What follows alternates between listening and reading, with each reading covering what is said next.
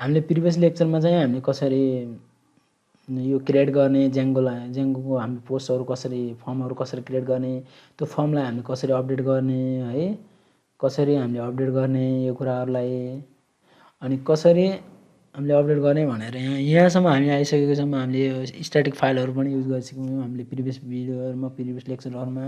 अब चाहिँ हामीले अपडेट भ्यू पनि हामीले अपडेट फर्म पनि हामीले गरिसकेको छौँ है। हामीले अपडेट पनि गरिसक्यौँ है। भ्युजमा गएर हेर्दा चाहिँ हामीले अपडेट पनि गरिसक्यौँ। अब चाहिँ हामीले डिलिट गर्नेछौँ। हामी कसरी हामीले डिलिट गर्ने त कसरी हामीले डिलिट भ्यू गर्ने हामीले कसरी हाम्रो पोस्टहरूलाई डिलिट गर्ने भनेर मेनली बेसिकली यो कुराहरू गर्छौँ। हामीले यी सबै कुराहरू चाहिँ हामीले एडमिन प्यानलदेखि पनि गर्न सक्छौँ। बट हामीले त्यहाँ एडमिन प्यानलमा जाँदै हामीले डिलिट गर्दै एडिट गर्दै गर्नुपर्ने त्यस्तो गर्न हामीलाई अलिकति गाह्रो पनि हुन्छ है। हामी त्यति हामी त्यसलाई राम्रो पनि मान्दैनौँ।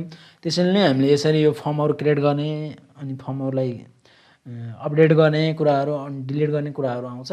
अब बेसिकली हामीले यति गरिसकेपछि चाहिँ मैले अब चाहिँ डिलिट भ्यूतिर जान्छु है। डिलिट भ्यू गर्नलाई यहाँबाट हामीले डिलिट पनि हामीले यहीँबाट नै पाउँछौँ। त्यही भएर डिलिट भ्यू गर्छु मैले। डिलिट भ्यू मैले यहाँ लिइसकेँ भनेपछि अब चाहिँ हाम्रो अलिक तल गएर मैले यहाँ डिलिट भ्यू भनेर हान्नेछु है। डिलिट भ्यू ल्याउने छु। डिलिट भ्यू ल्याइसकेपछि मैले यहाँ ब्लक भनेर दिनेछु है। ब्लक दिइसकेँ। ब्लक दिएँ भनेपछि मेरो चाहिँ पोस्ट हुनेछ पोस्ट है। अब पोस्ट भइसकेपछि अब डिलिटमा चाहिँ हामीले एउटा डिलिटको लागि चाहिँ मैले एउटा पोस्ट डिलिट भनेर एउटा टेम्प्लेट युज गर्नेछु है। Post delete post underscore delete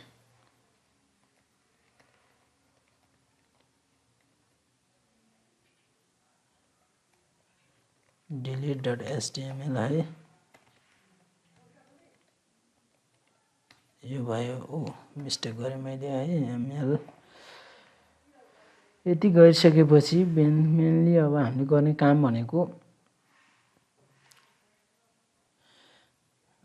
basically मैले अहिले चाहिँ यति नै राखेर यसलाई सेभ गरिदिएँ है। अनि पछि हामी अरू कुराहरू केही कुराहरू थप्नु पऱ्यो भने हामी अलि एकछिन पछि हामी थप्नेछौँ। अब यति गरिसकेपछि मैले फर्स्ट अब डिटेलमै जाने हामीले डिलिट गर्दा पनि हामी डिटेलमै जाने भएकाले हामी डिटेल पेजमा गएर मैले एउटा अर्को लिङ्क पनि यहाँ प्रोभाइड गर्नेछु है। यसमा चाहिँ पोस्ट हामीले डिलिट भनेर मैले युज गरेको छु है। डिलिट भयो है। त्यसलाई हामीले अब यहाँ चाहिँ मैले यसमा चाहिँ दिनेछु एउटा कुरा के कुरा दिनेछु डिलिट ब्लग पोस्ट भनेर दिनेछु है।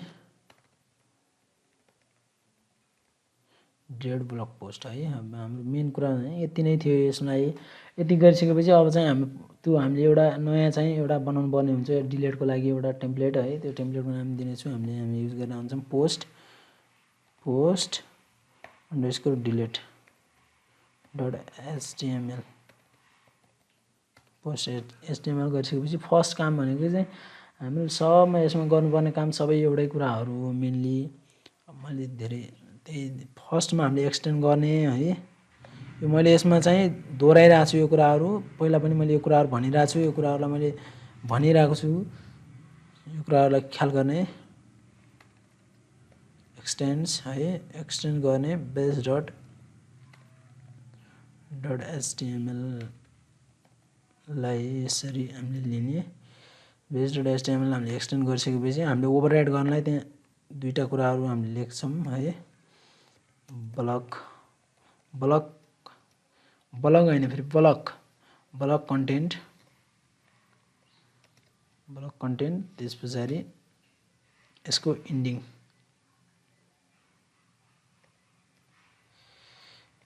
एन्ड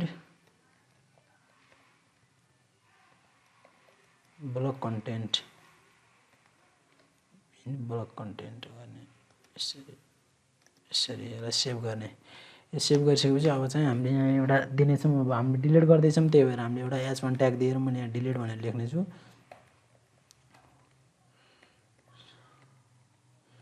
डिलिट पोस्ट भनेर क्यापिटलमा दिनमा है। पोस्ट डिलिट पोस्ट भयो। पोस्ट भइसकेपछि अब चाहिँ हामीले यहाँ फर्म युज गर्नेछौँ। फर्ममा मैले एउटा एक्सन दिनेछु।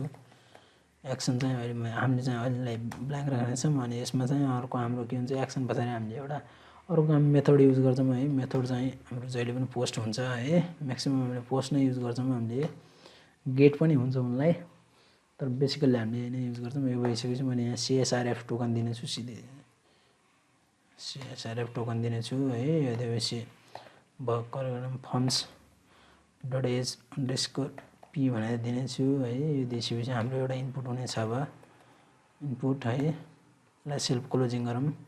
इनपुटमा एउटा चाहिँ हुनेछ हाम्रो, इनपुटमा हाम्रो के हुनेछ, एउटा चाहिँ सबमिट हुनेछ, एउटा टाइप हुनेछ। टाइप भयो, टाइप चाहिँ हामी सबमिट राख्नेछु, सबमिट है। अनि अर्को चाहिँ एउटा भ्यालु हुनेछ, भ्यालु चाहिँ हाम्रो के हुनेछ, सेभ भनेर। डिलिट राखौँ, मैले डिलिट राखेँ, डिलिट।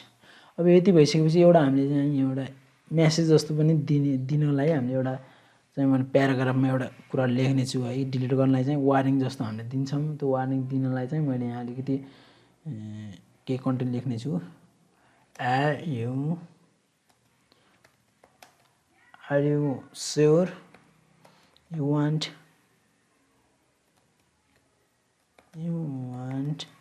To delete. अब चाहिँ हामीले डाइनामिकली कन्टेन्ट दिनेछौँ है। डाइनामिक कन्टेन्टलाई चाहिँ मैले कर्ली ब्रासमा दिनेछु, किनभने अलिकति हाइलाइटिङ होस् है। यसलाई चाहिँ मैले के दिनेछु, यहाँ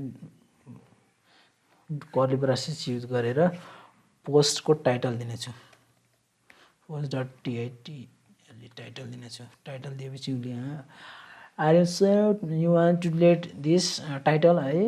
यति राखिसकेपछि चाहिँ भ्यालु अब यहाँ डिलिट अथवा यहाँ कन्फर्म पनि राख्न सक्यो है। कन्फर्म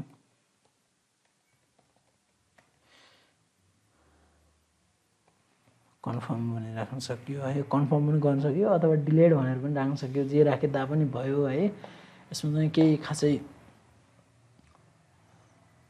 अब चाहिँ मेरो सर्भर रन छ कि छैन भनेर मैले फर्स्ट अफ अल चेक गर्छु। मेरो सर्भर रन भइरहेको छ अलरेडी। यति भइसकेपछि चाहिँ म अब चाहिँ अलिकति सुरुबाट काम गरौँ है। यहाँ हामी होम पेजमा हुन्छौँ। मैले चाहिँ भक्क यो एउटा हाइदिएर भनेर यो चाहिँ उस्तै देख्दा चाहिँ उस्तै छ। यसमा चाहिँ यसको चाहिँ कन्टेन्ट चाहिँ हेलो गाइज भनेर रहेछ, यसलाई चाहिँ मैले डिलिट गर्नेछु। अब यहाँ हामीले एउटा काम गरेनौँ। अब हामीले डिलिट गर्दैछौँ भनेपछि हामीले यहाँ एउटा यो हामीले यो डिलिट पोस्टको लागि हामीले यो रिभर्स हामीले युज गरिरहेको छैनौँ। रिभर्स हामीले युज गर्नुपर्ने हुन्छ। मैले यो कुरा भनिरहेको थिएँ। अब चाहिँ हामीले कसरी हामीले यो रिभर्स युज गर्ने भनेर जहिले पनि हाम्रो यो जति पनि हाम्रो ज्याङ्गोको हाम्रो फर्महरूको कुराहरू हुन्छ, हाम्रो जति पनि यो डिटेलिङ भ्युजहरूको कुराहरू आउँछ, यिनी चाहिँ लास्टै हुन्छन्, लेजी हुन्छन् है। रिभर्स लेजीहरू हुन्छन्। त्यही भएर हामीले यहाँ एउटा रिभर्स लेजी भनेर एउटा कुरा चाहिँ हामीले प्रोभाइड गरिदिनु पर्ने हुन्छ। त्यो कुरा चाहिँ हामीले अब प्रोभाइड गर्नेछौँ। त्यो प्रोभाइड कहाँ गर्नेछौँ, हामीले भ्युजमा गएर हामीले त्यो रिभर्स लेजी हामीले दिनेछौँ। भ्युजमा गएर, त्यही भएर मैले यहाँ यति नै छाडेको थिएँ अघि। अब यहाँ चाहिँ मैले दिनेछु त्यो कुरा है। त्यो कुरा चाहिँ मैले अब कसरी दिनेछु, अब हामीले डिलिट गऱ्यौँ भने त हाम्रो अब त्यहाँ रिभर्स हुने कुरो पनि भएन है। त्यही भएर मैले यहाँ के दिन्छु, सक्सेस युआरएल भनेर। अब त्यसले सबै काम गर्यो भनेर भन्नको लागि हामी सक्सेस युआरएल युज गरेको हो। अब चाहिँ मैले यहाँ रिभर्स लेजी दिने काम गर्छु। रिभर्स अन्डरस्कोर लेजी भनेर हामीले यो लेजी कमान्ड युज गर्छौँ है। अनि यसले चाहिँ हामीलाई डाइरेक्टली त्यहाँ लगेर हामीलाई प्रोभाइड गरिदिन्छ कि हामी कहाँ जानुपर्ने हुन्छ। यदि हामीले रिभर्स लेजी गऱ्यौँ भने हामी सिधै होममा, हामीले यहाँ रिभर्स लेजी त युज गऱ्यौँ है। अब रिभर्स लेजी युज गरिसके त्यतिकै युज गरेर त भएन। अब यसलाई हामीले इम्पोर्ट गर्नुपर्ने हुन्छ। त्यो इम्पोर्ट गर्नलाई चाहिँ हाम्रो सिम्पल छ है। फ्रम ज्याङ्गो डट युआरएल्सदेखि है इम्पोर्ट रिभर्स लेजी है। यति गरेर यसलाई सेभ गऱ्यो भने चाहिँ अब चाहिँ यसले डाइरेक्टली हामीले त्यो पार्टलाई हाम्रो डिलिट गरेर होम पेजमा हामीलाई लाने काम गर्छ है। फर्स्टमा चाहिँ मैले अब चाहिँ यसलाई एकचोटि यहाँ लग्छु है। सर्भर रन भइरहेको रहेछ भन्ने चाहिँ यहाँबाट पनि बुझिन्छ है। अब यो हाइदिएरलाई हामीले डिलिट गर्दैछौँ। यसले सर्भर सोलो काम गरिरहेको छ। त्यही भएर मैले यहाँ फर्स्ट अफ अल एकचोटि सर्भरलाई रन गर्नेछु आफै अटोमेटिकली है। Control C. यसले चाहिँ अझै पनि हामीलाई एरर देखाइरहेको छ। Post delete not found, reverse for post delete not found भनिरहेको छ। यसको लागि चाहिँ बेसिकल्ली हामीले यहाँ चाहिँ यो एउटा युआरएल्स डिलिटको लागि युआरएल्स दिनुपर्ने हुन्छ। अब चाहिँ है त्यो युआरएल्स दिनलाई मैले फर्स्ट अफ अल हामीले यहाँ अब यो अपडेटको लागि क्रिएटको लागि सबको लागि हामी गरिरहेछौँ भनेपछि अब डिलिटको लागि पनि एउटा दिनुपर्ने हुन्छ। त्यही भएर मैले चाहिँ यहाँ एउटा डिलिटको लागि दिँदैछु। अब चाहिँ हामीले यसमा के युज गर्नुपर्ने हुन्छ, डिलिट भ्यूको लागि यो एडिटको ठाउँमा चाहिँ हामीले डिलिट राख्यौँ है। डिलिट दिइसकेपछि चाहिँ यो अपडेटको ठाउँमा चाहिँ हाम्रो डिलिट भ्यू हुनु पर्यो। डिलिट भ्यू है। अब यो चाहिँ पोस्ट डिलिट